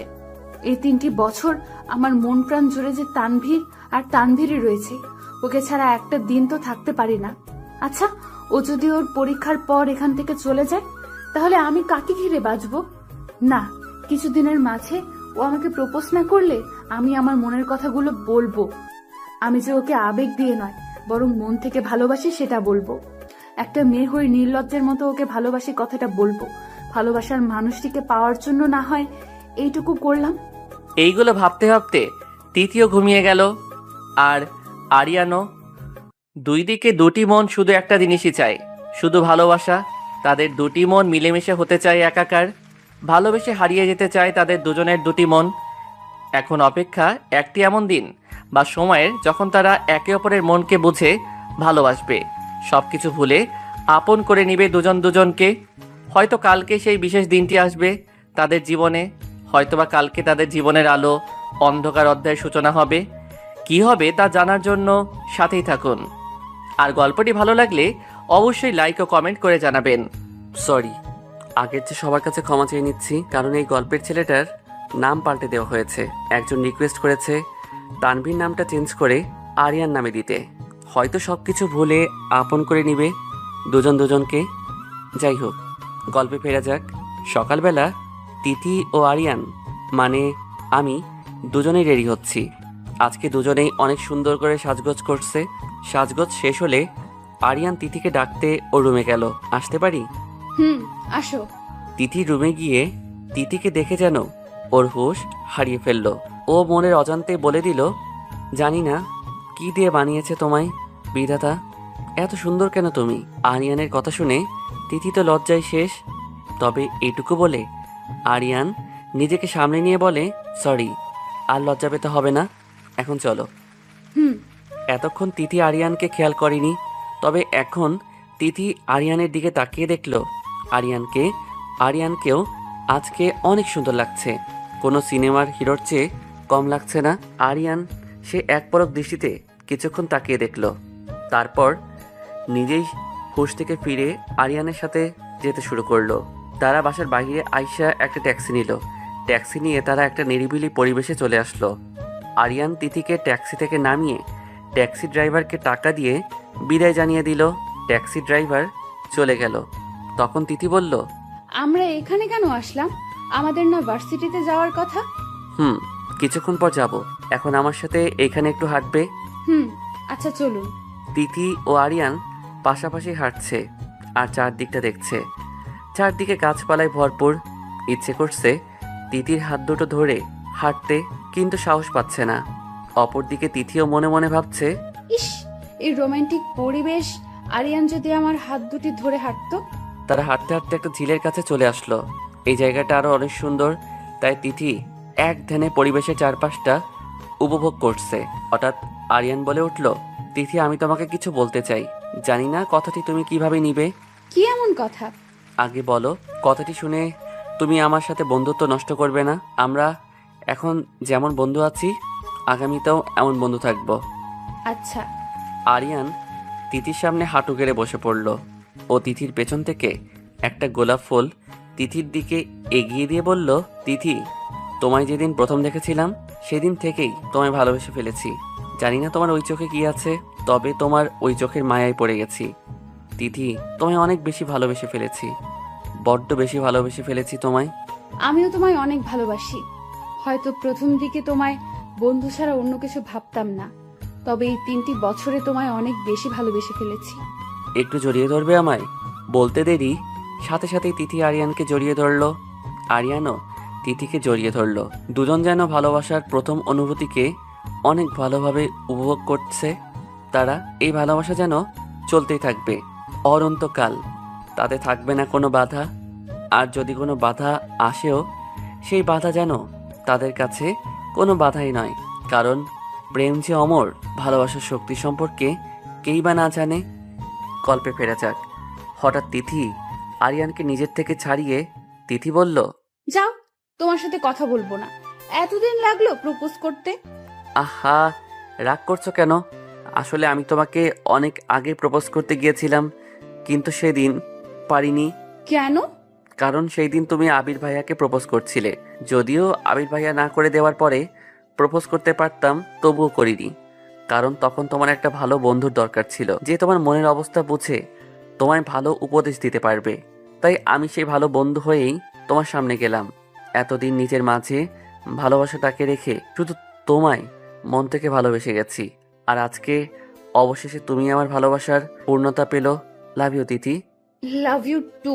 আমি বুঝলাম তিথির মন খারাপ হয়েছে আমার এই কথাগুলো শুনে, তাই তিথিকে বললাম, এই মনটা খারাপ করে রেখেছো কেন? তুমি শুধু আমায় ভালোই ভেসে গেলে, নিজের মাঝে কষ্টগুলো চাপা রেখে দিয়েছিলা, আর আমি সেটা বুঝতেই পারি নাই। সরি। ঠিক আছে, এখন কান্না বন্ধ করো। আমার তোমার কান্না করতে দেখলে অনেক কষ্ট হয়, আর যেটা ভাগ্যে লেখা আছে সেটাই হবে। তবে একটা কথা কি জানো, যত বাধাই আসুক এই জন্মে তুমি আমার। আচ্ছা, তুমি আমায় ভালোবেসে গেলে অথচ একবারও ভাবলে না, যদি আমি তোমাকে না ভালোবেসে অন্য কাউকে ভালোবাসতাম, অন্য কোথাও আমার বিয়ে হয়ে যেত তখন? এটা আমি কখনো ভাবিনি, কারণ ভালোবাসি তাই বিশ্বাস ছিল তুমি আমাকে একদিন ভালোবাসবে। আর ভালোবাসি তাই তোমার কাছে আছি, তোমায় সব সময় চোখে চোখে রেখেছি। এতটা ভালোবাসো আমায়? নিজের থেকেও বেশি। আচ্ছা, তোমার তো কিছুদিন পর পরীক্ষা শেষ, তখন তো তুমি দেশে চলে যাবে, তখন আমার কি হবে? কেন আমি দেশে যাব? আমি আমার রানীর কাছেই থাকবো সব সময়। পড়াশোনা শেষ হলে এখানে একটা জব করব, আর তোমার পরীক্ষা 1 বছর পর যখন শেষ হবে তখন দুজনে দেশে গিয়ে বিয়ে করে নিব। আচ্ছা, এখন বাসায় যাই, চলো। আজ আর ভার্সিটিতে যাব না। আচ্ছা। তারপর আরিয়ান ও তিথি দুজনেই একটা ট্যাক্সি করে বাসায় আসলো। বাসায় এসে তারা খাবার খেয়ে অনেক গল্প করলো। ভালোই কাটছে তাদের দিন। এর মধ্যে আমার পরীক্ষা শেষে রেজাল্টও দিয়ে দিয়েছে। আমি মোটামুটি ভালো রেজাল্ট করলাম, আর কিছুদিন পর একটা চাকরিও পেয়ে গেলাম। আমার চাকরি হওয়ায় তিথি অনেক খুশি হয়েছে। এখন আরিয়ান ও তিথি একে অপরকে ছাড়া কিছু ভাবতে পারে না। তারা যেন এক গভীর ভালোবাসার মায়াজালে আবদ্ধ। তারা যেন ভালোবাসার দুটি পাখি। থাক না তারা তাদের মতো ভালোবাসার দুটি পাখি হয়ে। তাদের ভালোবাসা নিয়ে এইবারে গল্পে ফেরা যাক। তাদের মধ্যে চলতে থাকে ভালোবাসা, খুনসুটি, সম্পর্কের মান অভিমান। তবে তাদের মধ্যে ছিল না ভালোবাসার মানুষটির প্রতি কোনো অভিমান অবহেলা। দেখতে দেখতে 1 বছর কেটে গেল। তিথির পরীক্ষা শেষ হইয়া গেল। তিথি ভালো রেজাল্ট করে পাশ করেছে। আর আরিয়ান যে কোম্পানিতে চাকরি করত, সেই কোম্পানি বাংলাদেশে একটা ব্রাঞ্চ চাকরি নিয়েছে। অবশ্য কোম্পানির চেয়ারম্যান তাকে হেল্প করেছে, কারণ তিনি আরিয়ানের মতো একজনকে হারাতে চান না।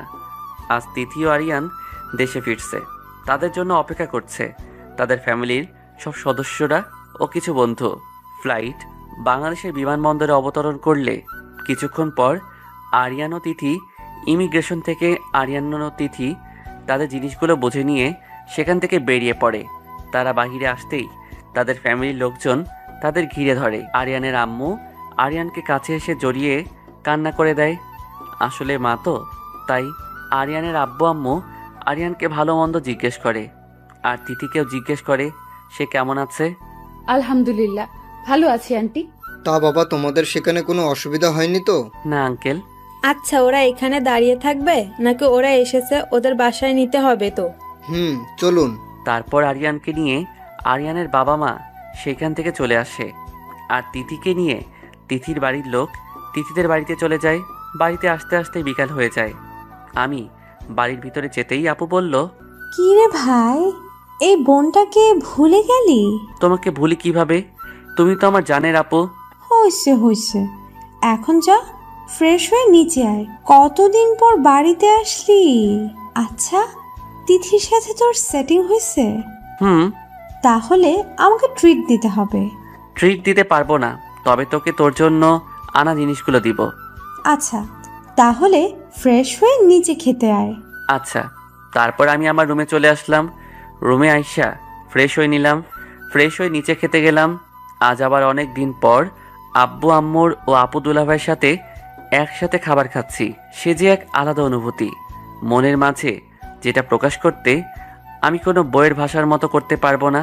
খাবার শেষে আব্বু আম্মুর সাথে অনেকক্ষণ গল্প করলাম, আর সেখান থেকে আনা জিনিসগুলো তাদের দিলাম। তারপর আমার রুমে চলে আসলাম। রুমে আইসা তিথিকে ফোন দিলাম। তিথি ফোন রিসিভ করলে, হ্যালো তিথি। কলিজা বলো। কি করো? খাবার খাইছো? তুমি খাইছো কলিজা? কি করো? শুয়ে শুয়ে আমার কলিজার সাথে কথা বলি। তারপর তিথির সাথে অনেকক্ষণ কথা বলে বললাম, তিথি কালকে বিকালে নদীর পাড়ে আসো, তুমি আর আমি গল্প করব, আর তোমাকে দেখতে ইচ্ছে করছে অনেক। আগেই ভালো ছিল, দুজন দুজনকে সারাদিন দেখতে পারতাম, তাই না? আচ্ছা ঘুমিয়ে পড়ো, আল্লাহ হাফেজ, কালকে দেখা হবে। আচ্ছা। তারপর ফোন রেখে ঘুমিয়ে গেলাম। আর আমার চাকরিতে জয়েন করতে হবে 7 দিন পর, তাই এই 7 দিন ঘুরে বেড়াবো।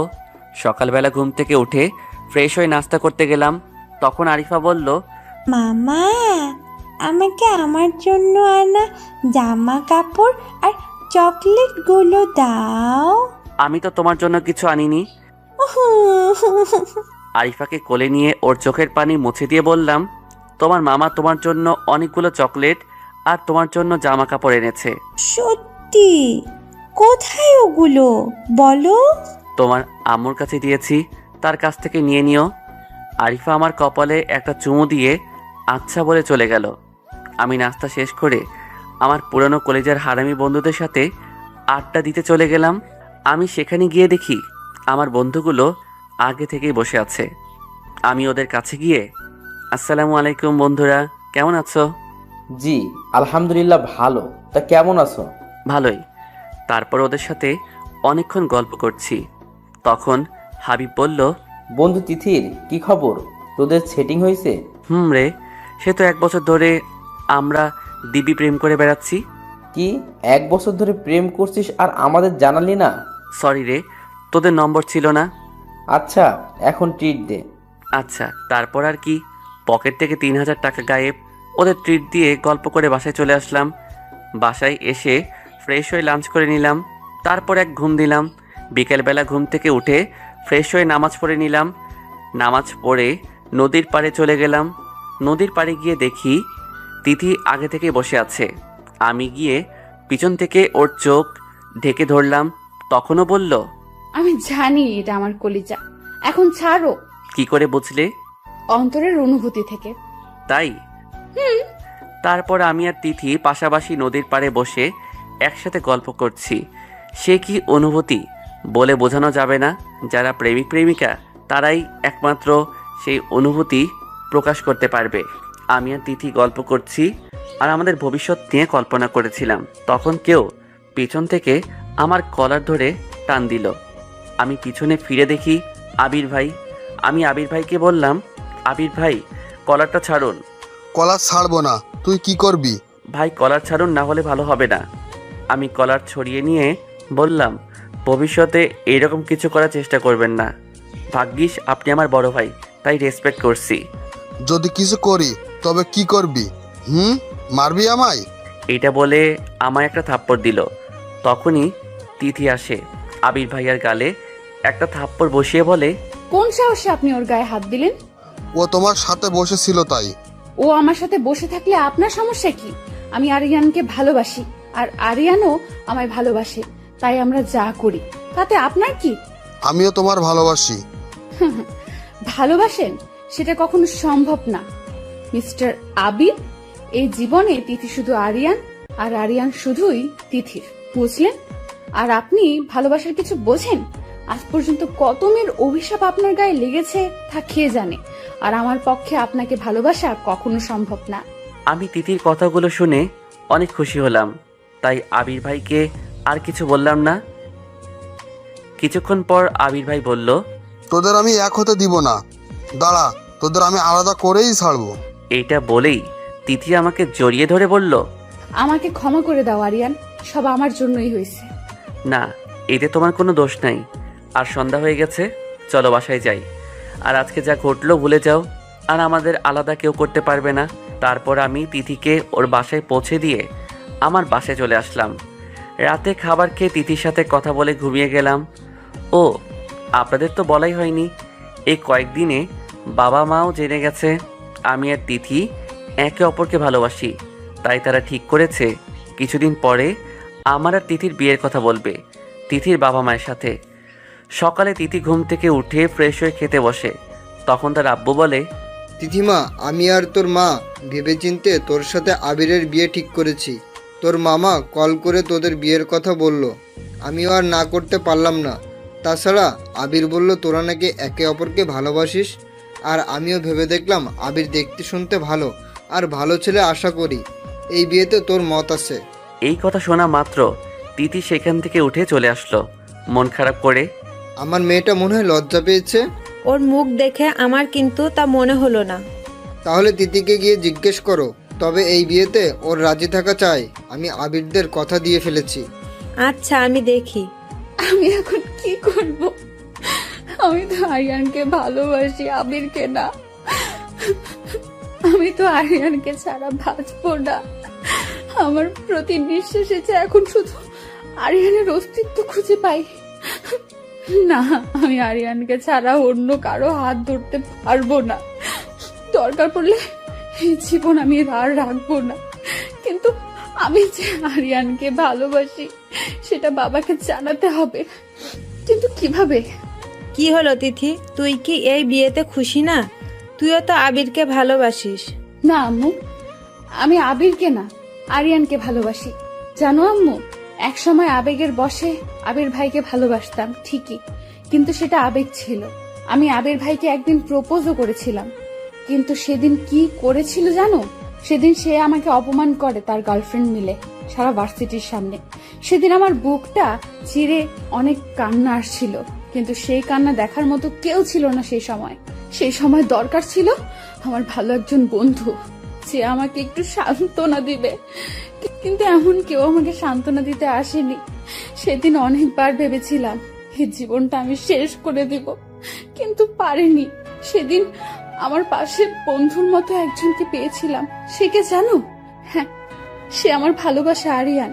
সেদিন আমার কাছে ও শুধু বন্ধুই ছিল, কিন্তু ধীরে ধীরে ওর সাথে থাকতে থাকতে কখন যে ওকে মনের জায়গা দিয়ে দিয়েছি নিজেও জানি না। হ্যাঁ, ওর মতো এরকম সৎ মানসিকতার মানুষকে ভালো না বেশে আমি আর পারিনি। এখন আরিয়ান আমার প্রতিটা নিঃশ্বাস জুড়ে। আমি ওকে ছাড়া বাঁচবো না। জানো মা, আমি আবির ভাইয়ের সাথে অন্য কোনো মেয়েকে দেখলে সহ্য হতো, কিন্তু আরিয়ানের সাথে অন্য কোনো মেয়ে কথা বললে আমার অনেক কষ্ট হয়। মা, তুমি একটু বাবাকে বুঝিয়ে বলো না, আমি আরিয়ানকে ছাড়া বাঁচবো না। আর জানো মা, আবির ভাইয়ের সাথে অনেক রিলেশন ছিল। আমি তাকে কিভাবে ভালোবাসি বলো মা? আর এই জীবনে আমি শুধু আরিয়ান, আমি এই জীবনে অন্য কারো হতে পারবো না। তিথির মা তিথির কথা শুনে কি বলবেন বুঝতে পারছেন না, তবুও বললেন, আচ্ছা দেখি, এমনিতেও আরিয়ান ছেলেটা অনেক ভালো। আর কাউকে কিছু বলতে হবে না, আমি সব শুনে নিয়েছি। আর তিথি, তুমি শুনে রাখো, আবিরের সাথে আর 4 দিন পর তোমার এঙ্গেজমেন্ট। তুমি রেডি থেকো। আর আজকালকার দিনে এরকম 2-3টা রিলেশন প্রত্যেকটা ছেলেরই থাকে। আর তুমি যদি এমন কিছু করো যাতে আমার মান সম্মান নষ্ট হয়, তাহলে তুমি আমার মরা মুখ দেখবে। এই কথাগুলো বলে তিথির আব্বু চলে গেল। এই কথাগুলো শোনা মাত্র তিথির মাথায় যেন আকাশ ভেঙে পড়ল। একদিকে তার জন্মদাতা পিতা, অন্যদিকে তার ভালোবাসার মানুষটি। এখন কাকে বেছে নিবে তিথি? তোর আব্বু এক কথার মানুষ, সে এই কথাই শেষ কথা। তোর আর আরিয়ানের ভালোবাসা যদি সত্য হয়ে থাকে তাহলে তোরা এক হবি। এইটা বলে তিথির আম্মু চলে গেল। তিথি বসে বসে কান্না করছে আর নিজের চুল নিজেই ছিটছে। এখন আমি কি করব? আমি আরিয়ানকে ঠকাতে পারবো না, আর না পারবো আমার জন্মদাতার সম্মান নষ্ট করতে। হে আল্লাহ, তুমি আমাকে পথ দেখাও না। আমি কিছু ভাবতে পারছি না। আরিয়ানকে একটা ফোন করে দেখি। আসসালামু আলাইকুম কলিজা। ওয়ালাইকুম আসসালাম। কি হয়েছে কলিজা, তোমার কণ্ঠ অন্যরকম লাগছে কেন? আমি এখন কিছু বলতে পারবো না। কালকে সকাল 9টায় নদীর পাড়ে চলে আসো, কথা আছে। আচ্ছা। সঙ্গে সঙ্গে তিথি ফোন কেটে দিয়ে বালিশে বুক গুজে কান্না করে দিল। আর অন্যদিকে আরিয়ান ভাবছে, কি এমন কথা হতে পারে যা ফোনে বলা যায় না? কোনো বিপদ হলো না তো? না না, আমি এসব কি ভাবছি? রাত পেরিয়ে সকাল হলো। তিথি নিদ্রাহীনভাবেই রাত পার করে দিল।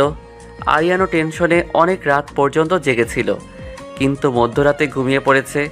সে যাই হোক, সকাল 9টা বাজে। তিথি ও আরিয়ান দুজনেই দাঁড়িয়ে আছে নদীর তীরে। আরিয়ান তিথির চোখের দিকে তাকিয়ে দেখে তিথির চোখ দুটি ফুলে আছে। মনে হয় সারা রাত না ঘুমিয়ে কান্না করেছে। আরিয়ান, বাবা আমার বিয়ে ঠিক করেছে আবিরের সাথে। তুমি কিছু করো, আমি তোমাকে ছাড়া অন্য কাউকে ভালোবাসতে পারবো না। আর আমার স্বামী হিসেবে মেনে নিতে পারবো না। বাবা বলেছে বিয়ে না করলে আমি নাকি বাবার মনামুখ দেখবো। এইটা বলেই তিথি আমার বুকে মুখ গুজে কান্না করে দিল। কথাটা শোনার পর যেন আরিয়ানের সবকিছু থমকে গেছে। সে না পারছে তিথিকে সান্ত্বনা দিতে, না পারছে নিজেকে বুঝ দিতে। কি করেই বা পারবে? এত বছরের সম্পর্ক তাদের, সেই সম্পর্ক বিচ্ছিন্ন হলে, তিথি চলে গেলে সে কি নিয়ে বাঁচবে? না না, আমি তিথিকে ছাড়া বাঁচবো না। আরিয়ানের চোখ থেকেও অশ্রু নোনা জল গাল বয়ে গড়িয়ে পড়ছে। তবুও সে নিজেকে সামনে নিয়ে চোখের জল মুছে তিথিকে বলল, তিথি তুমি কোনো চিন্তা করো না, এই জীবনে শুধু তুমি আমার আর আমি তোমার। তুমি যদি আমার না হও তবে আমি সব কিছু শেষ করে দিব। আর এটা আমাদের ভালোবাসার পরীক্ষা, এই পরীক্ষায় আমাদের উত্তীর্ণ হতেই হবে। আচ্ছা, এঙ্গেজমেন্ট কত তারিখে? আর 3 দিন পরেই। আচ্ছা, আমি দেখছি কি করা যায়, তুমি টেনশন করো না। চলো তোমায় বাসায় পৌঁছে দেই, তারপর দেখি কি করা যায়। তবে তুমি মনে রেখো, তুমি আমার না হলে আমি জীবন শেষ করে দিব। এইরকম কথা মুখেও আনবে না। এখন চলো। তারপর আরিয়ান তিথিকে বাসায় পৌঁছে দিয়ে নিজেও নিজের বাসায় চলে আসলো। বাসায় আইসা ভাবছে কি থেকে কি করা যায়। আমিও যে তিথিকে ছাড়া বাঁচতে পারবো না, সে যে আমার সব কিছু জুড়ে রয়েছে, তাকে পাবার জন্য সব কিছু আমি করতে পারি। সে যদি আমার না হয় তাহলে এ জীবন রেখে কী লাভ? তাকে আমি নিজের করে নিবই। কিন্তু কি করা যায়, কোথা থেকে শুরু করা যায়, কিছুই মাথায় আসছে না। না, আমাকে কিছু না কিছু তো ভেবে চিন্তে বের করতেই হবে। না ভেবে চিন্তে তো কিছু করতে পারবো না। তাহলে কি তিথি আমার হবে না? তিথি শুধু এই জন্মে আমার। তিথিকে পাওয়ার জন্য আমি সব কিছু করব, কিন্তু এখন কি করা যায়, কি করা যায় সেটাই ভাবছি, কিন্তু কিছুই মাথায় আসছে না। শুধু ভয় হচ্ছে তিথি যদি আমার না হয়, তিথি যদি আমার থেকে হারিয়ে যায়, তবে আমি কি নিয়ে বাঁচবো? আমি যে শেষ হয়ে যাব। কারণ তিথি যে আমার প্রতিটা নিঃশ্বাসে জড়িয়ে রয়েছে। আমাকে কিছু একটা করতেই হবে। আর 3 দিন পর ওদের এঙ্গেজমেন্ট, তার আগে কিছু একটা করতে হবে। এইগুলো ভাবছি। ভাবতে ভাবতে কখন যে দুপুর হয়ে গেল বুঝতে পারলাম না। দুপুরবেলা গোসল করে নামাজ পড়ে মোনাজাতে আল্লাহর কাছে তিথিকে চাইলাম। খাবার খেতে যাচ্ছি না দেখে কিছুক্ষণ পর আপু আসলো খাবার নিয়ে। আপু এসে বলল, কি রে ভাই, তুই খাবার খেতে আসলি না কেন? আর তোকে সকালবেলা বাহির থেকে আসার পর থেকে দেখছি তোর মন খারাপ। তুই মনে হয় কিছু নিয়ে টেনশনে আছিস, আমাকে বল। কেন আপু, আমার না অনেক কষ্ট হচ্ছে, বুকটা ফেটে যাচ্ছে। মনে হয় আমি তিথিকে হারিয়ে ফেলবো। আমি যে ওকে অনেক ভালোবাসি রে আপু, ওকে ছাড়া আমি কি করে বাঁচবো? কি, তিথিকে হারিয়ে ফেলবি মানে? কি হয়েছে খুলে বল আমাকে। তিথির এঙ্গেজমেন্ট ঠিক হয়েছে আবিরের সাথে। সবটা আমায় খুলে বলতো। আমি আপুকে প্রথম থেকে সবকিছু বললাম। আপু সবকিছু শুনে কিছুক্ষণ চুপ থেকে বলল, তুই চিন্তা করিস না, ভাগ্যে যদি তিথি তোর থাকে তাহলে তোর তিথি তোর কাছেই থাকবে। আচ্ছা, তুই না বললি আবিরের সাথে অনেক মেয়ের সম্পর্ক ছিল, অনেক মেয়ের মন ভেঙেছে ও। তাহলে কেউ না কেউ তো আবিরকে অনেক ভালোবেসেছে। তাকে খুঁজে বের কর, তাহলে হয়তো বিয়েটা ভাঙা যেতে পারে। আর এখন কোনো চিন্তা না করে খাবারটা খেয়ে নিয়ে ভাব দেখাবি যেন সবকিছু পানির মতো লাগছে। এইটা বলেই আপু চলে গেল। আমি আপুর কথায় কিছুটা শান্তি পেলাম। আর হয়তো আমার মাথায়ও এঙ্গেজমেন্টটা আটকানোর কোনো প্ল্যান আসছে। তবে তার আগে পেট ভরে ভাত খেয়ে নেই, তাহলে মাথাটাও পেটটা শান্তি হবে আর প্ল্যানও মাথায় চলে আসবে। তারপর আমি খাবারটা খেয়ে নিলাম। খাবার খেয়ে আপুর বলা কথাটা নিয়ে ভাবতে লাগলাম। তখনই মাথায় আসলো সোনিয়া আপুর। আরে বাহ, দেখছি রুবিনা আপুর কথাই ঠিক। আসলে পেট ঠিক তো সব ঠিক, কিন্তু সোনিয়া আপু এখন কোথায়? আগে তো এক বিন্দু আবির ভাই ছাড়া চলতো না। তাহলে ও হ্যাঁ, এই বিষয়ে ভালো বলতে পারবে আমার বন্ধু হাবিব, কারণ ও এই কলেজে ছিল। তাই আমি সঙ্গে সঙ্গে হাবিবকে কল দিলাম। 2 বার রিং হতে ফোনটা রিসিভ করলো। আসসালামু আলাইকুম বন্ধু। ওয়ালাইকুম আসসালাম। তা কি খবর তোমার? ভালো না বন্ধু। কেন? ওসব পরে বলবো, এখন বলো তো সোনিয়াপুর কোনো খবর আছে? সে কোথায় বা কি করে, বা আবির ভাইয়ের সাথে তার কি হয়েছিল? কিছুটা জানি, আবার কিছুটা জানি না, কিন্তু হঠাৎ করে সোনিয়া আপুকে কি প্রয়োজন? সেটা পরে যেন, আগে আমাকে বলো। সব কিছু ফোনে বলা যাবে না, তুমি বরং বিকেলবেলা আমাদের সেই আড্ডার জায়গায় মানে রফিক মামার টঙের দোকানে চলে আসো। আচ্ছা, তারপর আর কি? বিকালবেলা বাসা থেকে বের হয়ে হেঁটেই চললাম রফিক মামার দোকানে। আসলে দোকানটা আমাদের বাসার কাছেই, হেঁটে গেলে 7 মিনিটের মতো লাগে। আমি আমাদের বাসার মোড় পেরিয়ে হেঁটে হেঁটে চলে গেলাম রফিক মামার দোকানে। সেখানে গিয়ে দেখি আমার জানের বন্ধু ওরফে বাস দেওয়ার জন্য দুই বন্ধু বসে আছে, হাবিব আর নিলয়। আমি ওদের সামনে যাওয়া মাত্র, এত দেরি হলো কেন? এমনি। আচ্ছা এখন বল সোনিয়া আপু সম্পর্কে। এই সম্পর্কে নিলয় ভালো বলতে পারবে। নিলয় বলো। তাহলে শোন, তুই তো জানিস যখন তুই ভার্সিটিতে ছিলি তখন আবির ভাই আর সোনিয়া আপুর সম্পর্কের 1 বছর চলে। যদিও এর আগে আবির ভাই এর সাথে অনেক মেয়ের সম্পর্ক ছিল, কিন্তু আবির ভাই আর সোনিয়া আপুর সম্পর্ক দেখে মনে হতো আবির ভাই সত্যি সোনিয়া আপুকে ভালোবাসে। কিন্তু তোরা চলে যাওয়ার 6 মাস পর আবির ভাই সোনিয়া আপুর সাথে এমন কিছু করে যা আমরা কল্পনাও করতে পারিনি। সেদিন আমরা ভার্সিটির মাঠে বসেছিলাম, তখন আবির ভাই ভার্সিটির সেই বটগাছটার নিচে বাইকে হেলান দিয়ে বন্ধুদের সাথে আড্ডা দিচ্ছিল। তখন সোনিয়া আপু কোথা থেকে আসে, তারপর সোনিয়া আপু আবির ভাইকে এমন কিছু কথা বলে যা শোনার জন্য আমরা মোটেও প্রস্তুত ছিলাম না। আবির, আমি তোমার সন্তানের মা হতে চলেছি, কিছু একটা করো। হট, কি বলছো? হ্যাঁ, সত্যি বলছি। কি প্রমাণ আছে এই সন্তান আমার? তুই বলতে পারবি কি? আমি যেমন তোর সাথে রুম ডেট করছি, অন্য কোনো পুরুষ তোর সাথে রুম ডেট করিনি। আর এটা তার সন্তানও তো হতে পারে। আর তুই অ্যাবর্শন করিয়ে নে, যত টাকা লাগে আমি দিব। সোনিয়া আপু কথাটা শোনা মাত্রই আবির ভাইয়ার গালে একটা থাপ্পড় বসিয়ে নিজেই কান্না শুরু করে দেয়। তারপর বলে, ছি আবির, তুমি এতটা খারাপ এটা তুমি আমায় বলতে পারলে? বিশ্বাস করো, তুমি ছাড়া আজ অবধি কোনো পুরুষ আমায় স্পর্শ করেনি। আমি তোমার পায়ে পড়ি, তুমি এই সন্তান তুমি মেনে নাও। হা হা হা, তোর প্রয়োজন আমার শেষ। তুই এখন একটা নষ্ট মেয়ে, আমি মেনে নিব। তুই ভাবলি কি করে? আর এই বাচ্চা অ্যাবর্শন করিয়ে নিস, এই নে টাকা। কথাটা শোনা মাত্র সোনিয়া আপু আবির ভাইকে আরো 2টা থাপ্পড় মেরে বলে, তোর মতো পুরুষের জন্য আজ হাজারো ছেলে রাস্তায় পড়ে মারা যাচ্ছে, তারা রাস্তায় বড় হচ্ছে। যারও সন্তান হিসেবে 2 বেলা 2 মুঠো খাবার পর্যন্ত খেতে পাচ্ছে না তারা। তোদের মতো পুরুষের জন্য লজ্জিত আজ পুরো পুরুষ সমাজ। আসলে আমার ওই দোষ, আমি তোর মতো একজন বিশ্বাসঘাতককে ভালোবেসেছিলাম। আসলে তুই ভালোবাসার যোগ্যই না। তবে মনে রাখিস, আমার সন্তান রাস্তায় পড়ে বড় হবে না, ওকে আমি আমার পরিচয়ে বড় করব। এইটা বলে আবির ভাইয়ের গালে আরও 2টা থাপ্পড় দিয়ে সেইখান থেকে চলে যায় সোনিয়া আপু।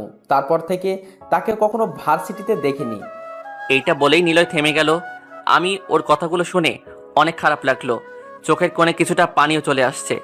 আসলে এখনকার দিনে বেশিরভাগই চলে শুধু ভালোবাসার নামে নষ্টামি, যেখানে কিছু খারাপ ছেলে মেয়েদের জন্যে ফাঁদ পেতে রাখে, আর মেয়েরাও ছেলেটার রূপ আর টাকা পয়সা দেখে সেই ছেলের ফাঁদে পা রাখে। আবার সব ছেলেরা এক নয়, কারণ অন্য একদিকে হয়তো মেয়েটিকে অন্য একজন ভালোবাসেছিল মন থেকে, কিন্তু তার ভালোবাসার মূল্য মেয়েটি বুঝতে পারে না। যখন বুঝতে পারে তখন অনেক দেরি হয়ে যায়। আমরা আমাদের গল্পে ফিরে আসি। আচ্ছা নিলয়, সোনিয়া আপু এখন কোথায় কিছু জানিস? না রে, তবে তার বাসায় গেলে কিছুটা হলেও জানা যেতে পারে। কিন্তু আমার ভয় হচ্ছে অন্য বিষয় নিয়ে। কি? শুনেছি এই অবস্থায় অনেক মেয়েরা সুসাইড করে দেয়। হাবিবের কথা শুনে আমিও চিন্তায় পড়ে গেলাম। এরকম কিছু হলে তো আমি আমার তিতিকে হারাবো। আমি তিতিকে হারাবো কারণ একমাত্র সোনিয়া আপুই পারে এই বিয়ে ভেঙে দিতে। আর সে যদি না থাকে, আমি এগুলি ভাবতেছিলাম। তখন নিলয় বলল, যা হবার হবে, তার আগে চল সোনিয়া আপুর বাসায় যাই। চলো। আমরা যেখানে বসে আছি সেখান থেকে 2টা মোড় পেরিয়ে প্রায় 15 মিনিট লাগবে সোনিয়া আপুর বাসায় যেতে।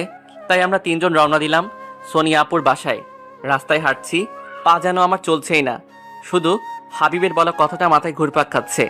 হাঁটতে হাঁটতে পৌঁছে গেলাম সোনিয়া আপুর বাসায়। নিলয় সোনিয়া আপুর বাসায় আগে মাঝে মাঝে আসতো, কারণ নিলয়ের বাবার বন্ধু সোনিয়া আপুর আব্বু। তাই নিলয় তাদের বাসাও রুম চিনে। সোনিয়া আপুর 3 তলায় থাকে, তাই আমরা সিঁড়ি দিয়ে 3 তলায় উঠলাম। 3 তলায় ওঠার পর 4টা ফ্ল্যাট আছে। তখন নিলয় একটা কলিং বেলে চাপ দিল। কিছুক্ষণ পর একজন মধ্যবয়স্ক লোক সিঁড়ির সামনে দরজাটা খুলে বলল, আরে বাবা নিলয়, কেমন আছো তুমি? আর এতদিন পর আসলে যে, আমাদের কথা মনে পড়ে না বুঝি? না আঙ্কেল, তেমন কিছু না। আসলে এতদিন পড়াশোনা নিয়ে ব্যস্ত থাকতাম, তাই আসতে পারি নাই। ও আচ্ছা, তোমার সাথে এই ছেলেগুলো কে? ওরা আমার বন্ধু। ওরা আপনার সাথে কিছু কথা বলতে আসছে। এই দেখো তোমাদের বাইরে দাঁড় করিয়ে রেখেছি, ভিতরে আসো। ছোপাই বৈশা বলো কি বলবা। আমি এতক্ষণে বুঝলাম ইনি সোনিয়া আপুর আব্বু। আমরা ভিতরে গিয়ে সোফায় বসলাম। তখন নিলয় বলল, আঙ্কেল, আমরা সোনিয়াপুর সম্পর্কে কথা বলতে যাচ্ছি। আমি ওর সম্পর্কে কোনো কথা শুনতে চাই না। আঙ্কেল রাগ করবেন না, আমরা শুধু সোনিয়া আপুর সাথে 5 মিনিট কথা বলে চলে যাব। কিন্তু সোনিয়া তো এখানে থাকে না, ওকে আমি বাসা থেকে বের করে দিয়েছি। আঙ্কেল আপনি কি বলতে পারবেন সে এখন কোথায়? না, সেদিন আমার মেয়েকে আমি বাড়ি থেকে বের করে দিয়ে ভুল করেছিলাম। জানি না আমার মেয়েটা এখন কোথায় আছে। ও আচ্ছা, কান্না করবেন না আঙ্কেল, সব ঠিক হয়ে যাবে। আল্লাহর উপর ভরসা রাখুন। সেই ভরসায় তো আজও বেঁচে আছি। আচ্ছা আঙ্কেল, আমরা তাহলে আজ আসি। আল্লাহ হাফেজ। কিছু খেয়ে যাও তোমরা। আজ না আঙ্কেল, অন্য একদিন এসে খাবো। আজ একটা জরুরি কাজ আছে। আচ্ছা আঙ্কেল, আজ তাহলে আসি। আচ্ছা বাবা, পরে আবার এক সময় এসো। আমরা সেখান থেকে বেরিয়ে আসলাম, কিন্তু আমার মনটা খারাপ হয়ে গেল। শেষ পর্যন্ত হাবিবের কথাটাই কি ঠিক হলো? আমি জানি তুই কি ভাবছিস, চিন্তা করিস না, আল্লাহ সব ঠিক করে দিবেন। আচ্ছা, এই সব সময় তো ফ্যামিলি পাশে না থাকলে তো বন্ধুরা পাশে থাকে। চল তো দেখে সোনিয়া আপু তার কোনো বান্ধবীর সাথে যোগাযোগ রেখেছে কিনা। তুই ঠিক বলেছিস, চল। তারপর আমরা এক এক করে সোনিয়া আপুর সব বান্ধবীর বাসায় গিয়ে তার সম্পর্কে জিজ্ঞাসা করলাম, কিন্তু কোনো খোঁজ পাওয়া গেল না। শেষে নিরাশ হয়ে বাসায় ফিরছি। বাসায় আসার আগে এশার আজান পড়েছে, তাই মসজিদ থেকে নামাজ পড়েই বাসায় গেলাম। বাসায় গিয়ে মোবাইলটা পকেট থেকে বের করে দেখি তিথির নম্বর থেকে 50+ কল আসছে। মোবাইলটা সাইলেন্ট করা ছিল, তাই বুঝতে পারি নাই। তাই ফোন ব্যাক করলাম, সাথে সাথে রিসিভ করে, এতক্ষণ কোথায় ছিলে আর ফোন ধরো নাই কেন? সরি, আসলে ফোনটা সাইলেন্ট করা ছিল, তাই রিসিভ করতে পারি নাই। আর আমি সোনিয়া আপুর সম্পর্কে জানতে গেছিলাম, কারণ একমাত্র সেই পারবে এই বিয়ে ভাঙতে। সত্যি? তা সোনিয়া আপুকে পেলে? না, তাকে অনেক খুঁজলাম কিন্তু পেলাম না। ও আচ্ছা। খাবার খেয়েছো? তুমি? না, একটু পর খাবো। এই শোনো না, আমার খুব ভয় করছে। ভয় করো না, আল্লাহ যা আমাদের কপালে লিখে রেখেছে তাই হবে। তারপর তিথির সাথে আরো কিছুক্ষণ কথা বলে খাবার খেয়ে ঘুমিয়ে পড়লাম। আসলে সারাদিন ঘুরে ঘুরে আর অতিরিক্ত টেনশন হলে আমি ঘুমিয়ে যাই। সকালে আজানের শব্দে ঘুম ভেঙে গেল, তাই ঘুম থেকে উঠে ফ্রেশ হয়ে নামাজ আদায় করে নিলাম। নামাজ পড়ে আমি বেলকনিতে আমার রুমের বারান্দায় গিয়ে একটা চেয়ারে বসলাম। তারপর বাহিরের পরিবেশটা দেখতে লাগলাম। আমার রুমের বারান্দার সামনে একটা খোলা পরিবেশ, সেখানে কোনো বাড়িঘর নেই, কিছু গাছপালা আর লতাপাতার বাগানে ভরপুর, যা আমার মনটাকে একটু ভালো করে দিচ্ছে। কিছু সময়ের জন্য আমি আমার সব চিন্তা ভুলে সেগুলোই খেয়াল করে দেখছি। আসলে আমরা যত চিন্তা বা টেনশনে থাকি না কেন, একমাত্র প্রকৃতি পারে আমাদের সেসব চিন্তা দূর করে দিয়ে মনে শান্তি এনে দিতে। আমি এইগুলো ভাবছিলাম, তখনই আমার পাশে থাকা ফোনটা বেজে উঠল। ফোনের দিকে তাকিয়ে দেখি নিলয় কল দিয়েছে। আমি কলটা রিসিভ করতে নিলয় যা বলল তা শুনে আমি কিছুটা শান্তি পেলাম। নিলয় বলল, বন্ধু, আমরা সবার কাছে সোনিয়াপুর খোঁজ করেছি, কিন্তু মহিমা আপুর সোনিয়াপুর বেস্ট ফ্রেন্ড, তার কাছে সোনিয়াপুর ব্যাপারে জিজ্ঞেস করিনি। আর তার কাছে যাওয়াই হয় নাই, কারণ তার বাসা আমাদের এইখান থেকে অনেকটা দূরে, আর তার নাম্বার আমাদের কাছে নাই, তাই সোনিয়াপুর ব্যাপারে জিজ্ঞেস করতে পারি নাই। তুই কি মহিমা আপুর বাসা চিনিস? আমি চিনি না, কিন্তু হাবিব চেনে। ও একবার মহিমা আপুদের বাসায় গিয়েছিল। তাহলে তো হয়ে গেল, চল এখনই, কোনো দেরি করা যাবে না, চল। আচ্ছা, সকাল 10টার দিকে তুই, আমি আর হাবিব যাব। তুই গাড়ি নিয়ে আসিস, আমি হাবিবকে বলবো যাতে ও রেডি হয়ে থাকে, আর তুই আমাকে আমাদের বাসার সামনে থেকে পিক করে নিস। ওকে? কে? আল্লাহ হাফেজ। আল্লাহ হাফেজ। নিলয়ের সাথে কথা বলে ঘড়ির দিকে তাকিয়ে দেখি 8টা বাজে। ভালো লাগছিল না, তাই তিথিকে ফোন দিলাম। 2বার রিং হতে রিসিভ করলো। আসসালামু আলাইকুম, আমার কলিজাটা কেমন আছে? ওয়ালাইকুম আসসালাম। তোমার কলিজা টেনশনে আছে। টেনশন করো না, আল্লাহ যদি আমাদের একে অপরের জন্য তৈরি করে থাকে তাহলে অবশ্যই আমাদের মিল হবে, আমাদের কেউ আলাদা করতে পারবে না। আর তাছাড়া আমাদের ভালোবাসা সত্য হলে আমাদের মিল হবেই। খাবার খেয়েছো? না, একটু পর খাবো। তুমি? একটু পরে খাবো। এইভাবে তিথির সাথে 1 ঘন্টা কথা বলে ফোন রেখে খাবার খেয়ে রেডি হয়ে নিলাম। রেডি হয়ে গাড়ি নিয়ে নিলয়দের বাসার মোড়ে থেকে নিলয়কে পিক করে নিলাম। তারপর হাবিবকেও পিক করে নিলাম। তারপর হাবিবের দেখানো পথ অনুসারে গাড়ি চালিয়ে চলে আসলাম মহিমা আপুদের বাসার সামনে। আস্তে আস্তে 30 মিনিট লেগেছে। একটা ফলের দোকান থেকে কিছু ফলমূল খালি হাতে যেতে কেমন যেন লাগছিল, তাই কিনে মহিমা আপুদের বাসায় চলে গেলাম। তারপর মহিমা আপু আমাদের দেখে অনেকটা চমকে গেলেন। আরে আরিয়ান, লিওন, হাবিব যে, তা তোমরা কেমন আছো? জি আপু, আলহামদুলিল্লাহ ভালো। আপনি? এই মোটামুটি। তোমরা সোফায় বসো, আমি একটু চা বানিয়ে আনি। আমি ফলমূলগুলো মহিমা আপুকে দিয়ে বললাম, আপু চায়ের দরকার নেই, আমরা আপনার কাছ থেকে কিছু জানতে এইখানে আসছি। কি জানতে চাও? আপু সোনিয়া আপু কোথায় আছে জানতে চাই। আমি এই ব্যাপারে কিছু জানলেও বলতে পারবো না, সরি। আপু প্লিজ এমনটা বলবেন না, অনেক আশা নিয়ে আসছি। আর তাছাড়া এই মুহূর্তে সোনিয়া আপু ছাড়া কেউ আমাকে হেল্প করতে পারবে না। আচ্ছা আমি বলতে পারি, তবে তোমাদের বলতে হবে সোনিয়াকে তোমাদের এত কি প্রয়োজন। মহিমা আপুকে সব খুলে বললাম। তারপর বললাম, দেখুন আপু, আবির ভাই আরও একটা মেয়ের জীবন নষ্ট করতে চলেছে, প্লিজ হেল্প। আচ্ছা তুমি যেহেতু বললা, তাহলে আমি সোনিয়াকে বলে দেখি। আচ্ছা। আপু কিছুটা দূরে গিয়ে সোনিয়া আপুর সাথে কথা বলতে লাগলো।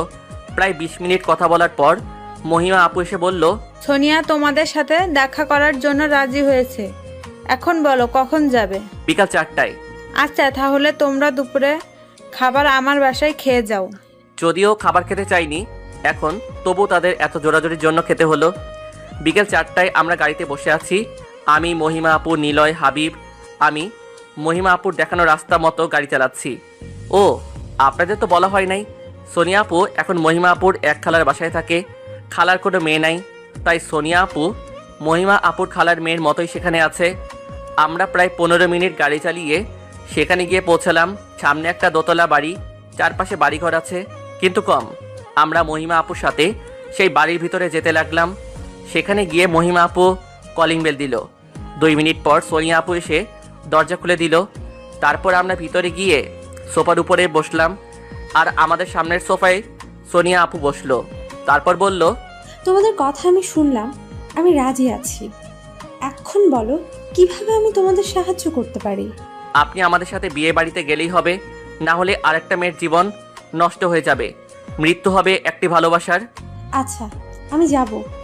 আমরা কথা বলছি তখনই একটা বাচ্চা ছেলে সোনিয়া আপুকে আম্মু আম্মু বলে ডেকে আমাদের কাছে এসে সোনিয়া আপুর কোলে বসে পড়ল। আবির ভাই আর সোনিয়া আপুর ছেলে। এটা আমার ছেলে। আপনার আর আবির ভাইয়ের? না, ও শুধু আমার ছেলে। আর তাছাড়া আবির তোকে জন্ম দেওয়ার আগেই মেরে ফেলতে চেয়েছিল। জানো, তোমরা আবিরকে অনেক ভালোবাসতাম, আমি বিশ্বাস করতাম, কিন্তু আবির আমার ভালোবাসার মূল্যটা দিল না। ও আমাকে ঠকিয়েছে। ওর জন্য আজ আমি আমার বাবা মায়ের কাছেও যেতে পারি না, তবু আমি সুখে আছি আমার এই সন্তানটাকে নিয়ে। আপু কান্না করবেন না, সব ঠিক হয়ে যাবে।